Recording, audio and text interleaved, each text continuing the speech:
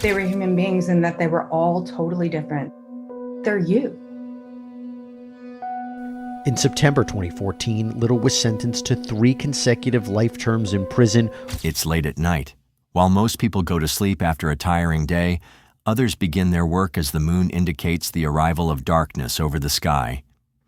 A transgender black woman is relishing in the bar in Miami, Florida. She smiles at a young black man with curly hair and a thick mustache. The man approaches her, and the two hit it off right away. Little does this woman know that this interaction marks the end of her days in this world. What happens next with the woman is truly gut-wrenching. On their second meetup, the man drives the woman to a secluded place, grabs her neck in an attempt to smother her to death, and then leaves her in the middle of nowhere for the body to decompose. You pick the ones that you think you're going to kill? No, first?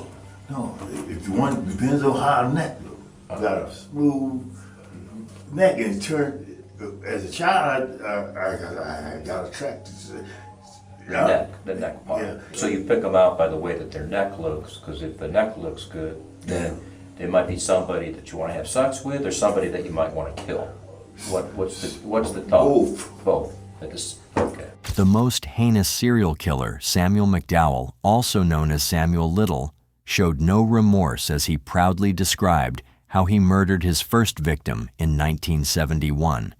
And then there was no stopping him from hunting down helpless women who fall under the category of the less dead people. From 1971 to 2005, this man would pursue, kill vulnerable women from one state to another, and get away with at least a haunting number of 93 murders over a period of several decades. I met her in a nightclub in New Orleans. So I took off the exit, went, and that sure enough was a road leading into the woods.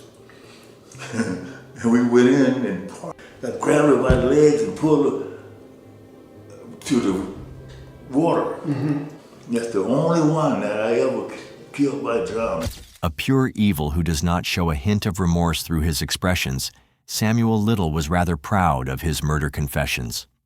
On June 7, 1940, a prostitute gave birth to a child who would ruthlessly kill women from her profession. The most prolific murderer in the history of the USA was born in the small town of Reynolds, Georgia. This town had a population of about 1,000. Most of the town residents lived below the poverty line. Samuel was an unwanted child since the day he arrived in this world. At one point, his mother abandoned him on the side of the road so she could get away with the expenses of raising a child. He saw his mother selling herself at night and called her the Lady of the Night in one of his confessions. Since his early childhood days, Samuel saw how the poorest of people worked to earn money. He had quite a distant relationship with his mother, who would think of him as an additional expense and not a son. But Samuel was not completely abandoned by his family. His grandmother decided to take responsibility for his expenditures and gave him a place in her house in Lorain, Ohio. Samuel attended Hawthorne Junior High School, but quickly dropped out due to poor grades and even poorer behavior. He was, however, good at art and boxing, which came in handy later in life when he viciously took the lives of innocent women. After dropping out of school, he would choose a path that would drive him to commit crimes. Samuel would get addicted to breaking the law, which would land him in prison over 100 times. In 1956, at the young age of 16, Samuel was convicted of breaking and entering. He was sent to a juvenile detention center and released shortly. About 5 years later, he was once again caught breaking and entering a Lorain furniture store. This time he was sent to an adult prison for some time. Samuel's list of crimes increased as he got older. He was arrested about 26 times in 11 different states by the time he reached 35 years of age. This man had quite a clear vision of what he wanted in life, and it clearly did not involve abiding by the law.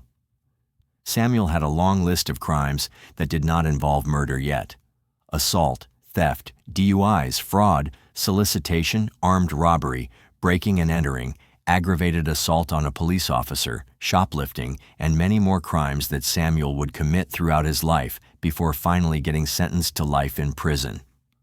While he is getting caught, convicted, and released, nobody in law enforcement has realized that this man is killing women from one U.S. state to another. By 1975, he had been across 11 states for almost every crime that you have heard of, and even attacking government officials. And yet, he always managed to walk free. Then came 1982. Little was arrested in Pascagoula, Mississippi, for the murder of 22-year-old Melinda Rose Lepre, who had gone missing that September. It seemed like the law had finally caught up with him, but no. A grand jury refused to indict him, and just like that, he was off the hook. Before investigators could do anything else, Little was shipped off to Florida, where he was tried for the murder of 26-year-old Patricia Ann Mount. Witnesses said they had seen him with Mount the night before she disappeared, but the jury didn't trust their testimonies. Once again, he walked free in January 1984. After that, Little moved to California and wasted no time finding new victims. In October 1984, he kidnapped, beat, and strangled 22-year-old Lori Barros in San Diego. She survived. A month later, police found him in the back seat of his car with another woman, beaten, unconscious, and barely alive. She had been left in the same area where he had attacked Barros. This time, he was sentenced to just 2.5 years in prison, and the moment he got out in February 1987, he went straight to Los Angeles and murdered at least 10 more women. For years, Little moved from place to place, leaving behind a trail of victims while staying just out of reach of the law. All that changed on September 5, 2012. Police found him at a homeless shelter in Louisville, Kentucky, and arrested him on a narcotics charge. It seemed like a small offense, but little did they know, a DNA test will change everything moving forward. The results linked him to 3 cold cases from the 1980s: Linda Alford, killed in July 1987, Guadalupe Duarte Apodaca, killed in September of the same year, and Audrey Nelson Everett, killed in August 2 years later. All 3 had been strangled and dumped on the streets of Los Angeles. That arrest opened the floodgates, and the water came drowning the law enforcement authorities. Investigators soon tied him to more than 30 other murders from the same time period. The case of Melinda Lepre in Mississippi was reopened, and the deeper police dug, the worse it got. Eventually, Little admitted to killing 93 women across multiple states, making him the deadliest serial killer in U.S. history. For years he had gone unnoticed, preying on women society had overlooked. But in the end, his past caught up with him, and this time there was no escaping justice. By September 2014, nearly 2 years later after he was caught on a narcotics charge, Samuel Little was finally on trial for the murders of Linda Alford, Audrey Nelson Everett, and Guadalupe Duarte Apodaca. The prosecution had rock-solid DNA evidence, plus testimony from survivors who had barely escaped his attacks over the years. On September 25, 2014, the verdict came down: Samuel Little was found guilty. Little was sentenced to life in prison with no chance of parole. But even then, he refused to admit what he had done, insisting he was innocent. He was locked up at California State Prison in Los Angeles County. But that was far from the end of his story. For decades, law enforcement suspected that Little had killed far more people than they could prove. Then, in November of 2018, everything changed. Out of nowhere, he confessed to strangling Melissa Thomas in 1996. A few days later, he admitted to killing Denise Christie brothers in 1994. That confession led to another trial in Texas, where he pleaded guilty and picked up another life sentence. But he wasn't done talking. Over the next few weeks, Little started spilling details about dozens of other murders. Investigators were stunned as he confessed to more than 90 killings across 14 states, spanning from 1970 to 2005. He looked in the eyes of the officers as he admitted to these crimes, making fun of the authorities who failed to catch him as he put the vulnerable through extreme suffering before finally taking their lives. His memory was terrifyingly sharp. He could describe victims in detail, recall where he had picked them up, and even explain how he had disposed of their bodies. He admitted to killing of Brenda Alexander in Alabama, Fredonia Smith in Georgia, Dorothy Richards and Daisy McGuire in Louisiana, Julia Critchfield in Mississippi. He had claimed to dump her body off a cliff. Nancy Carroll Stevens in Mississippi, Evelyn Weston in South Carolina, Rosie Hill in Florida. And those were just the ones confirmed in November of 2018. Little wasn't just talking, he was drawing. From his prison cell, he sketched portraits of his victims, capturing their faces with haunting accuracy. The FBI released these drawings, hoping to match them to real missing persons and unsolved cases. And it worked. At least one of his sketches helped solve a cold case in Ohio. The confessions kept coming, and they would not stop until the death of this monster. In December 2018, he was indicted for the 1981 murder of Linda Sue Boards in Kentucky. That same month, a Tennessee victim from 1975 was finally identified as Martha Cunningham. Then, in 2019, he was linked to even more killings in Ohio, including Mary Jo Payton and Rose Evans in Cleveland. A woman found in near I-271 in Ohio, he couldn't remember her name. A victim in Akron. 2 women in Cincinnati. One was Anna Stewart, last seen visiting her sister in the hospital in 1981. A woman he met in Columbus and dumped in Kentucky. By June 2019, he had been officially indicted for multiple Ohio murders. Little's confessions didn't just close cold cases, they also freed innocent people. In November 2020, he admitted to 2 Florida murders, including one where someone else had been wrongfully convicted. Even after his death in December 2020, his crimes were still being uncovered. In 2022, authorities identified Zena Marie Jones, one of his Memphis victims from the 90s. In the end, Samuel Little confessed to so many murders that were more than any other known serial killer in American history. Many of his victims were women society had ignored, sex workers, runaways, women struggling with addiction. They had been forgotten, their cases left unsolved for decades. But in his final years, Little gave them back their names. He told their stories. And though justice came far too late for most of them, their families finally got the answers they had been waiting for. Here are some of the stories, in his own filthy words, that Little told about the victims he claimed were less dead.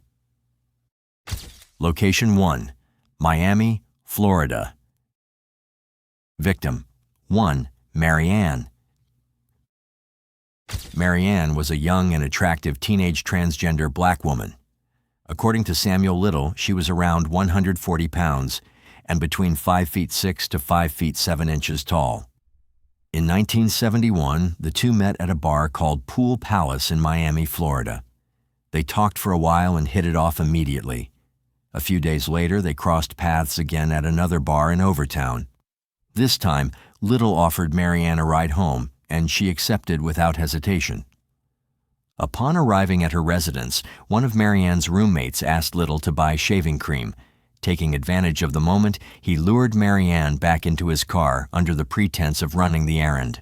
Once on Highway 27, he reached over and wrapped his hands around her throat, tightening his grip until she was lifeless.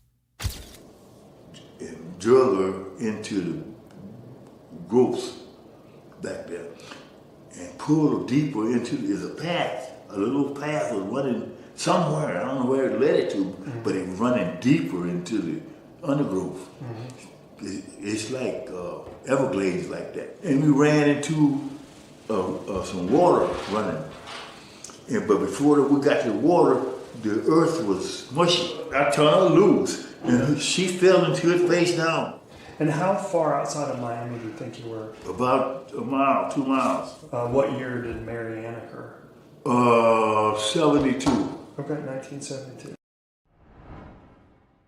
She was Without remorse, he drove to a remote dirt road leading to a river, where he discarded her body into the thick, muddy waters. Then, as if nothing had happened, he returned to his life, unbothered and unnoticed. Victim 2. Unknown woman. Little's second victim in Florida, murdered in 71 or 72, was another black woman.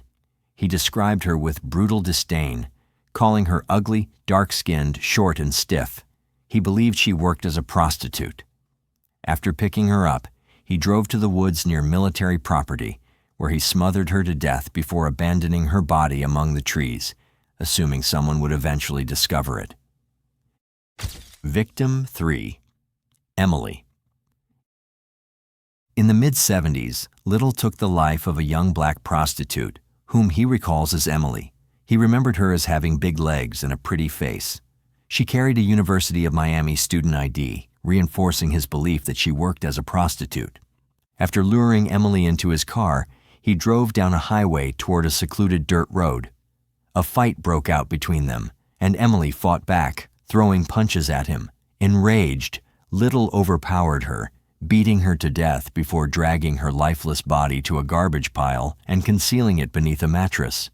He even recalled seeing a man watching from a distance, but, as always, he walked away without consequence. Victim 4. Unknown woman.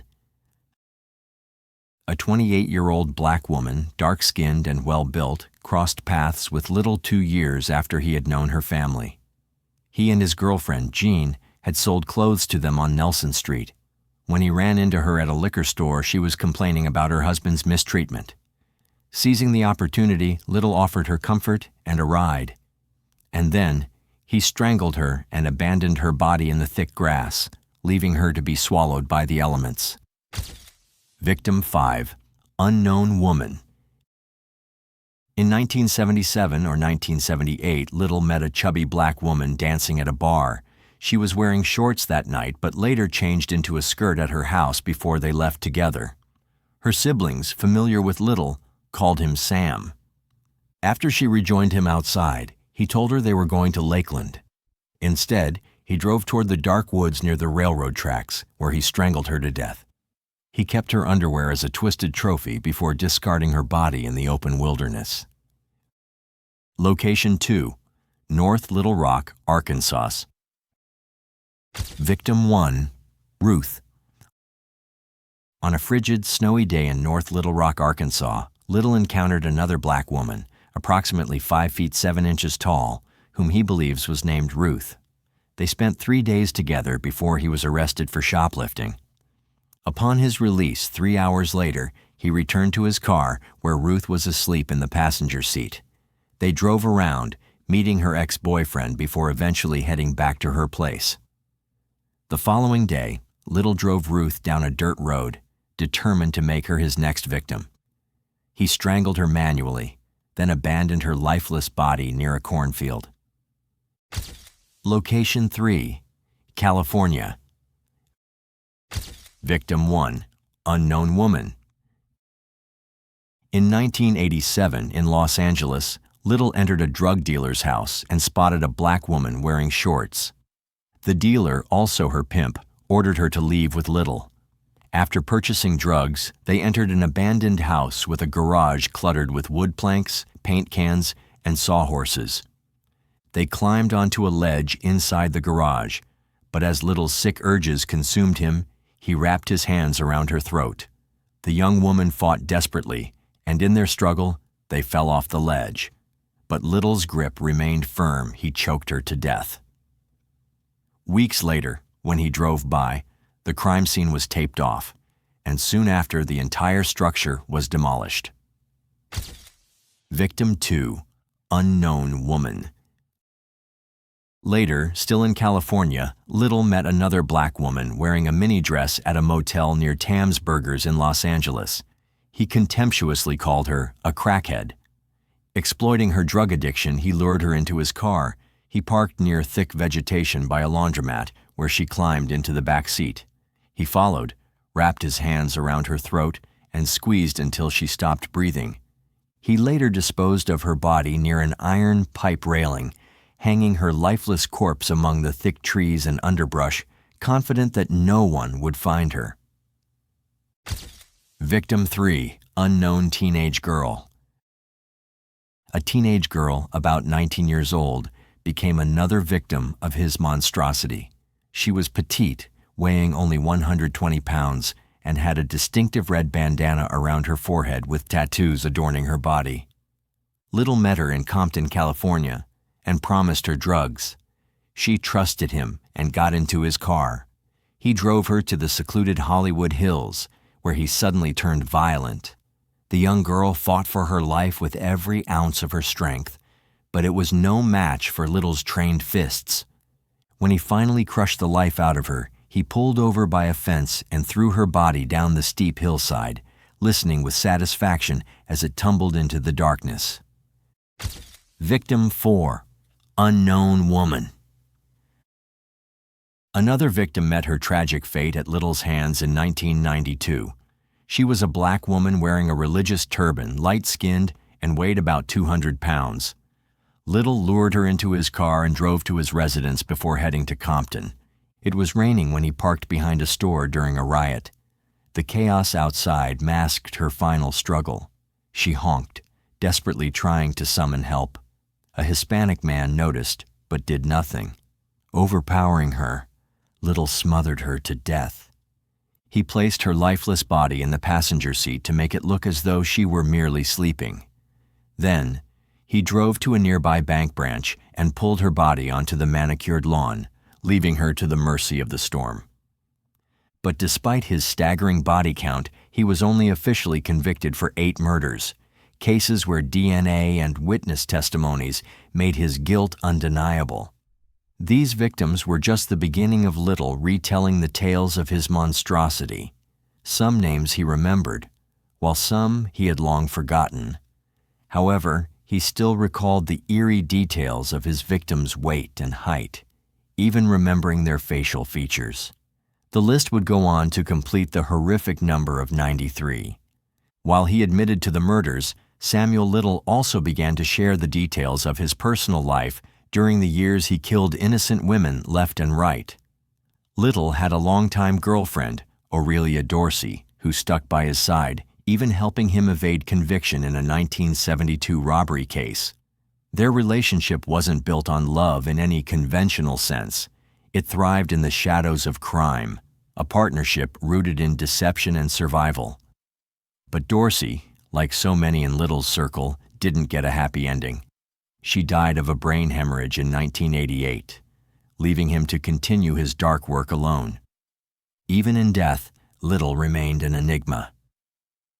On December 30th, 2020, he passed away in a Los Angeles County hospital.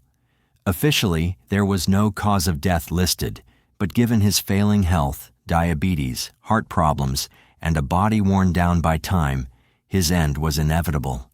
Unlike his victims who were discarded like afterthoughts, he slipped away peacefully, a privilege he never granted them. But death didn't grant him an escape from being the infamous monster that he was. His crimes and confessions became the subject of books, interviews, and documentaries. Author Gillian Lauren sat across from him for more than 40 hours, listening as he relived his horrors, sketching the faces of women whose names had long been forgotten.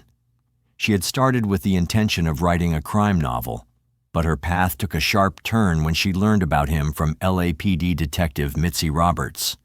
What began as fiction turned into a brutal, undeniable reality.